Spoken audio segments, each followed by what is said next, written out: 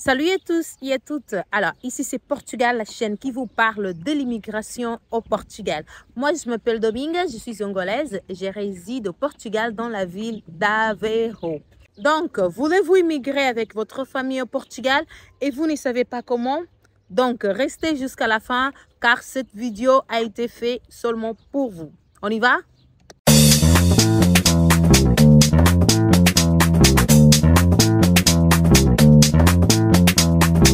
Alors, premièrement, ce qu'il faut savoir, si longtemps vous allez voyager en famille, c'est la préparation financière. Chers abonnés, la préparation financière est tellement importante, principalement quand vous allez voyager en famille, quand il y a des enfants à l'intérieur, d'accord? Donc, il faut bien vous préparer financièrement, quel que soit pour votre processus de demande de visa, et aussi quel que soit pour votre séjour ici au Portugal. Moi, j'avais déjà fait quelques vidéos, là où je parle des réalités ici au Portugal. Je vous assure que de plus en plus, les choses ici au Portugal sont en train de changer, d'accord?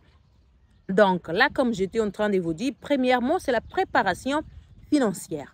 Préparez-vous financièrement, il faut avoir réellement un budget. Tout dépend du nombre de personnes, d'accord? Du nombre de personnes, imaginons si vous êtes une famille de 4 personnes, 2 enfants et les parents.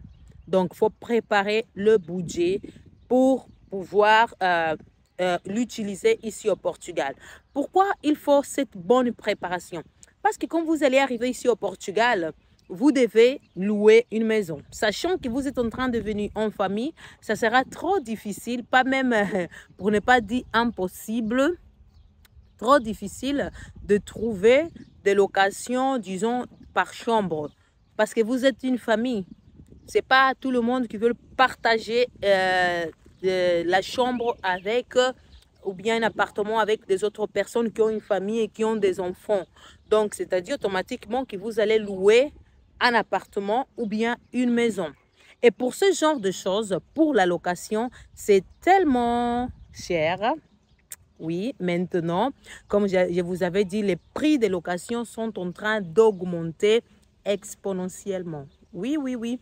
Donc, sont en train d'augmenter. Imaginons, vous voulez louer un S+1 ou bien un S+2 à 600 € ou bien 700 €.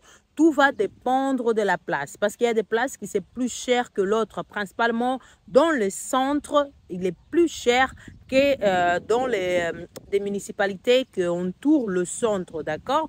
Donc, si vous allez payer un exemple, un S+1, S+2 ou bien S+3, tout dépend du nombre de familles pour vous-même, il faut préparer au moins 5 mois de loyer. Je m'explique pourquoi vous devez préparer au moins 5 mois de loyer. Tout d'abord, quand vous allez arriver ici au Portugal, pour louer un appartement ou bien une maison, il faut quelqu'un qu'on appelle fiador. C'est qui un fiador?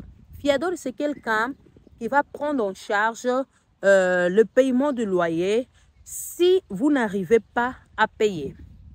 Voilà, c'est-à-dire juridiquement, au niveau du tribunal, le fiador sera cette personne. Si vous n'arrivez pas à payer le loyer, le bailleur peut aller porter plainte et ce sera le fiador qui va payer ou bien si vous allez gâter quelque chose. Donc, c'est pour cela que beaucoup de gens n'acceptent pas être fiador. Pour être fiador, il faut que vous connaissez bien la personne parce que c'est quelque chose de très dangereux parce qu'on connaît rien. On connaît personne et cela peut causer des problèmes dans le futur. Donc, et premièrement, le fiador, qu'est-ce qu'ils ont besoin de ce fiador? C'est un document de la liquidation des impôts, d'accord? Liquidation des impôts.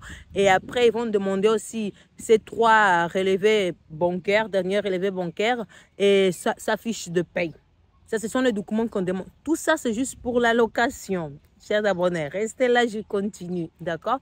Donc, et quand vous allez arriver ici au Portugal, tout d'abord, vous n'avez confiance à personne. Personne ne vous connaît. Tout dépend. Si vous avez des membres de famille ici, vous pouvez dire à ces personnes pour être votre fiador. Mais si vous n'avez pas, donc personne ne vous connaît. Et un bailleur, il ne va pas accepter vous louer sa maison seulement comme ça parce qu'ils ne savent pas si vous allez casser, vous allez voler, vous allez faire quoi que ce soit.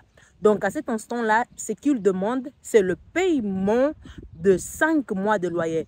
Imaginons si vous êtes en train de louer un appartement à 600 €, bien 700 €, il faut les multiplier fois 5. C'est-à-dire, dans un coup, vous devez payer ça. Et parfois, c'est difficile de retirer tout ce montant dans un seul coup pour payer le loyer. Imaginons, ça c'est le cas, c'est rare, mais on peut toujours trouver. 600 fois 5, ça va donner combien? 1200, 1200, 2400, ça donne 3000 €. Donc, pour un premier coup, vous allez payer 3000 € pour le loyer. Donc, du coup, ça cause... ça devient difficile pour quelqu'un qui vient d'arriver, qui vient de se chercher. Donc, mettez ça en tête, préparez-vous financièrement.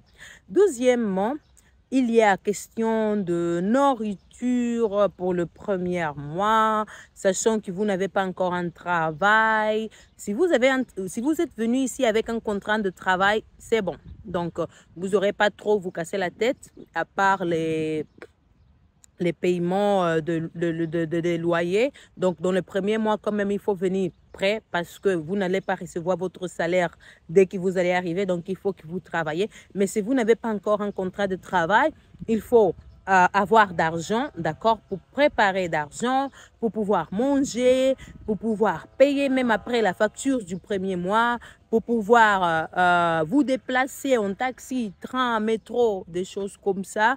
D'accord? Donc, il faut aussi prévoir cela. Il faut mettre ça dans votre budget.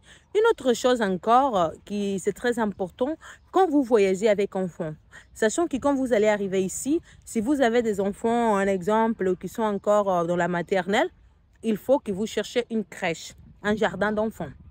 Et ça, deux fois, c'est payant. Donc, vous devez aller chercher jardin d'enfants et je vous assure que le public...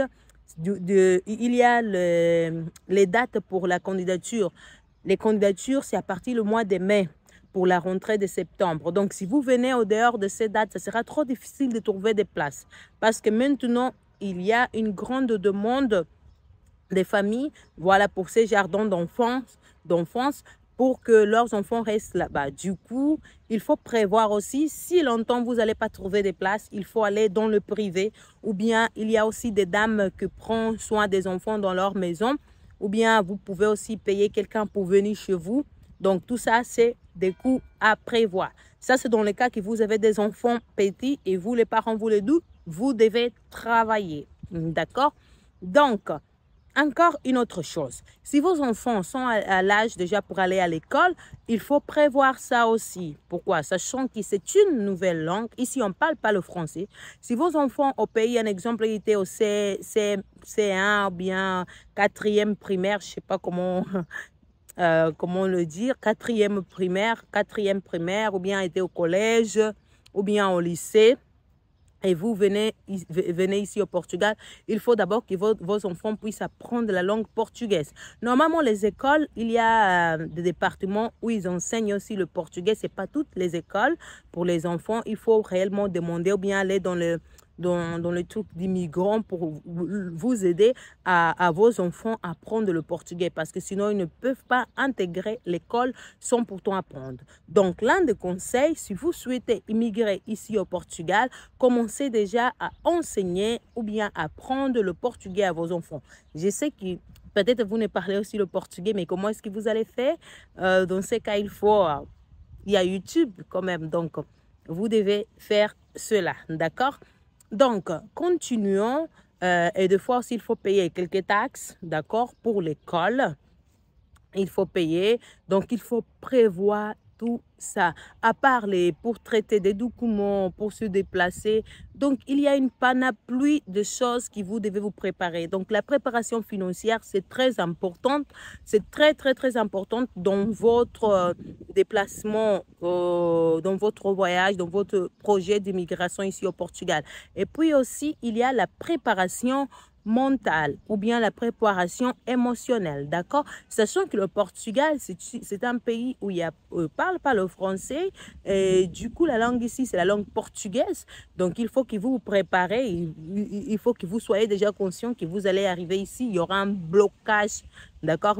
Un blocage linguistique très fort pour vous communiquer. Ce sera trop difficile, trop compliqué, et vous allez souvent dépendre des tiers pour pouvoir faire vos affaires dans un premier temps jusqu'à ce que vous allez vous habituer et commencer à apprendre la langue portugaise, d'accord? Donc, préparez-vous émotionnellement parce qu'après, ça peut vous décourager, ça peut vous attrister et voilà, il faut mettre tout ça en tête, d'accord? Et je pense bien que ça, ce sont les deux choses très importantes, la préparation financière, la préparation mentale et bien sûr la préparation physique. Donc, un corps qui n'est pas en bonne santé ne peut pas rien faire. Donc, la préparation physique, sachant que vous allez travailler, souvent vous allez travailler des heures souples, donc il faut être fort physiquement, d'accord, pour pouvoir exercer les activités de travail afin que votre séjour ici au Portugal soit bien avec toute votre famille. Et voilà, une fois vous avez mis tout ça dans votre projet, faites une feuille Excel, écrivez tout ça, ce que je viens de vous dire, essayez de faire plus de recherches, mettez les montants, d'accord, mettez le montant, calculez et puis vous allez trouver au moins un montant exact pour votre projet, pas exact, un montant préparé pour votre projet d'immigration et avec ce montant, vous allez l'utiliser pour votre voyage ici au Portugal. Au moins, vous n'aurez pas des surprises, sachant que les prix des logements, les prix ici au Portugal sont en train d'augmenter de plus en plus. D'accord? Donc, je pense bien que nous sommes arrivés à la fin de cette vidéo et je tiens à vous remercier pour être là de l'autre côté. Si vous n'avez pas encore liké, n'hésitez pas à liker. Si vous n'êtes pas abonné à cette chaîne, abonnez-vous. D'accord? Il faut juste suffire d'abonner, partager avec vos amis et on se voit dans la prochaine vidéo. À très bientôt. Au revoir.